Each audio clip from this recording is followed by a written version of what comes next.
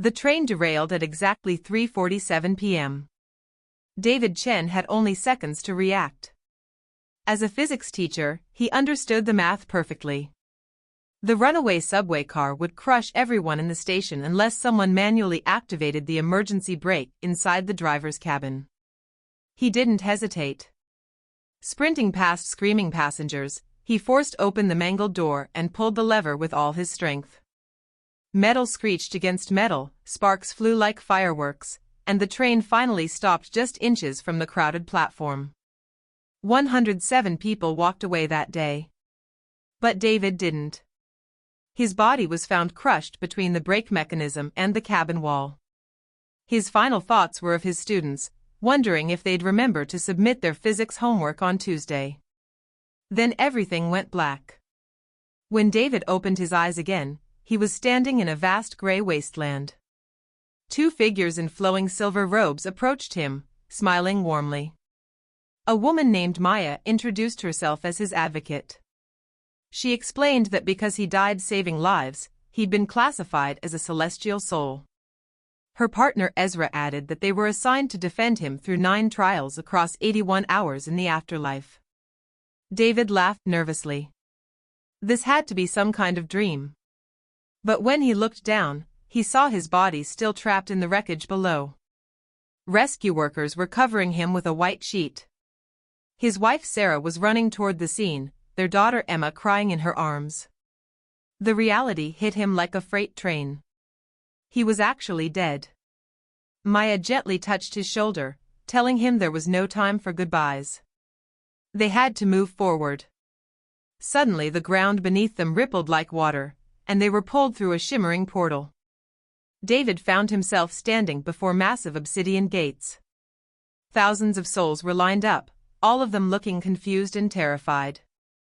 At the front of the line stood a being that radiated ancient power. Judge Azrael, the eternal arbiter of souls. He was reviewing each case with cold efficiency. When David reached the front, Azrael's eyes widened in surprise. He announced loudly that David's first trial would be the court of murder. The entire chamber fell silent. Maya and Ezra exchanged worried glances. In the afterlife, trials were assigned from lightest sin to heaviest. This meant murder was David's smallest crime. David's heart sank. He'd never hurt anyone in his entire life. He was a teacher, for God's sake.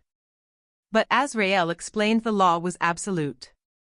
If his actions directly or indirectly caused another person's death, he would be charged. Before David could protest, the floor cracked open, revealing a massive chasm below. Rivers of lava flowed through caverns filled with tortured souls screaming in agony. Maya quickly stepped forward, requesting a formal hearing. The prosecutor, a demon named Malachi, appeared in a flash of black smoke. He presented his evidence with a cruel smile.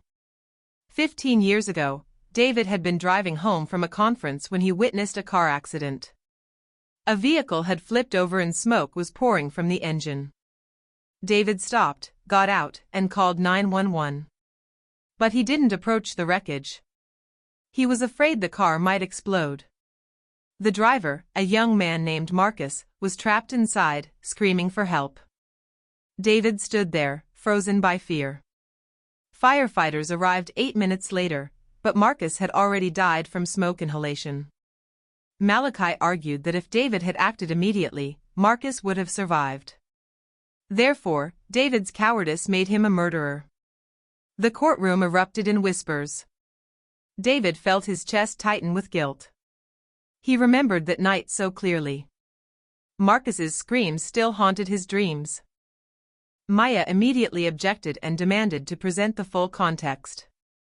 She revealed that David had suffered severe burns as a child when his family's house caught fire. He'd watched his younger brother die in the flames, unable to save him. At age 7, he developed post-traumatic stress disorder.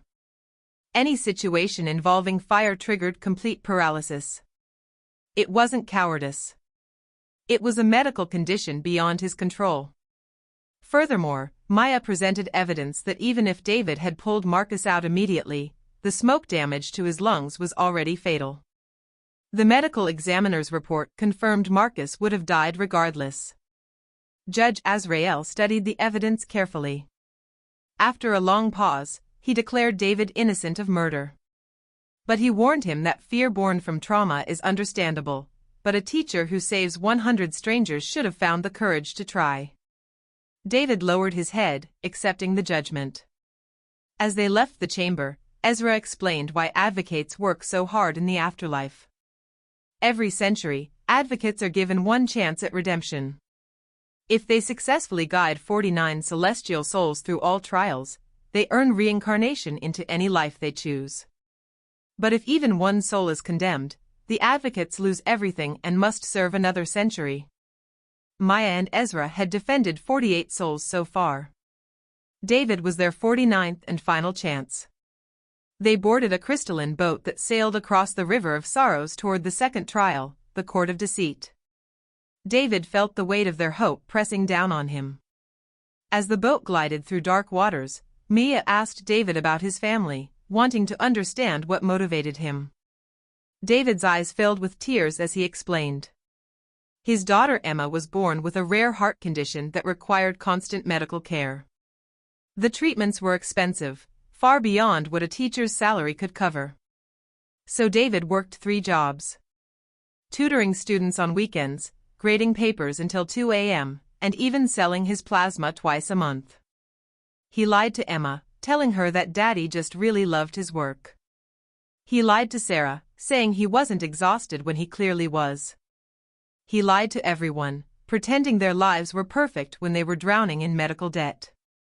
Ezra suddenly grabbed David's arm, telling him to stop talking. He'd just confessed to multiple counts of deceit before they'd even reached the trial. But it was too late. The boat lurched forward, accelerating toward a massive whirlpool. They were thrown into the court of deceit early. Judge Lilith, the keeper of truth, sat upon a throne made of shattered mirrors. She was beautiful and terrifying. Her eyes could see through any lie. Prosecutor Malachi was already waiting, grinning viciously. He presented David's case. David Chen lied repeatedly to his family about their financial situation. He deceived his wife about his health. He manipulated his daughter's perception of reality.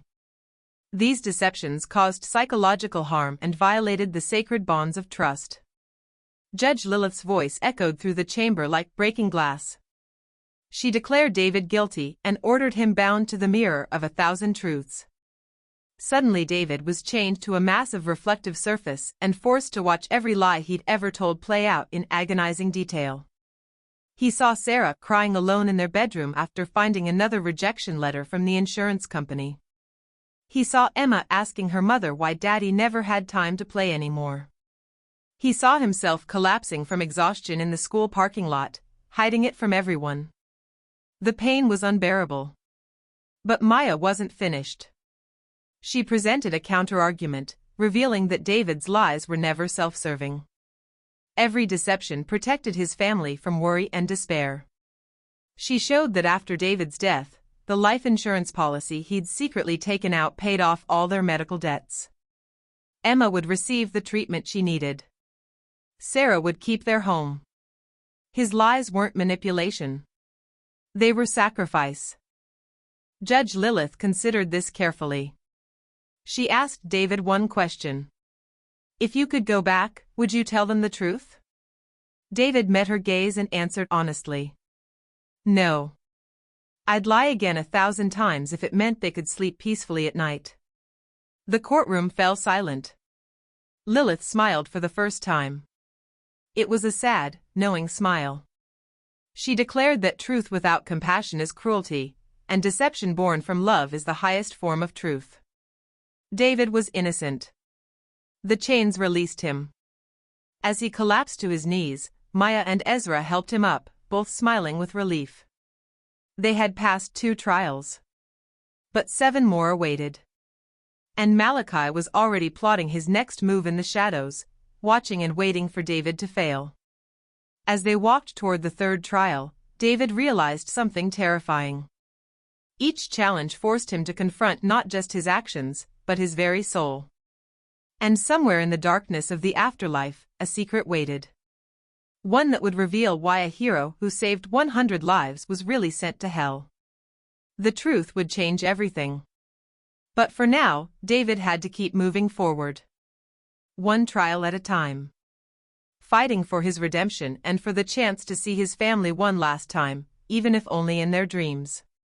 The journey through hell had only just begun.